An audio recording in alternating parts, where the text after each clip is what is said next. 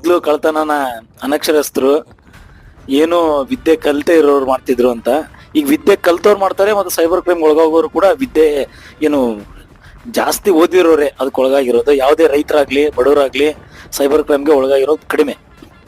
ನಾವು ನೋಡಿದಾಗೆ ಈಗ cyber crime ಹೇಗಿದೆ ಅಂತಂದ್ರೆ ನಮ್ಮ ಕರ್ನಾಟಕ ನಮ್ಮ ದೇಶದಲ್ಲೇ ದ್ವಿತೀಯ ಸ್ಥಾನದಲ್ಲಿದೆ. ಸೈಬರ್ ಕ್ರೈಮ್ ಒಳಗಾಗುವಂಥ ಸ್ಟೇಟ್ಗಳನ್ನ ನೋಡಿದಾಗ ನಮ್ಮ ಕರ್ನಾಟಕ ದ್ವಿತೀಯ ಸ್ಥಾನದಲ್ಲಿದೆ.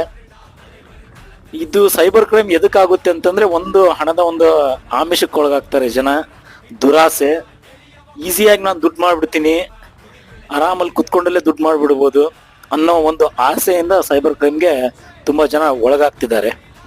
ಈ ಸೈಬರ್ ಕ್ರೈಮ್ ಒಳಗಾಗೋದು ಯಾವ ತರ ಅಂತಂದ್ರೆ ಇದರಲ್ಲಿ ಸುಮಾರು ಟ್ರೆಂಡ್ಸ್, ಡೈಲಿ ಸ್ಕ್ಯಾಮರ್ಸ್ ಹೊಸ ಹೊಸ ಮೋಡಸ್ ಅನ್ನ ಹುಡುಕ್ತಿರ್ತಾರೆ.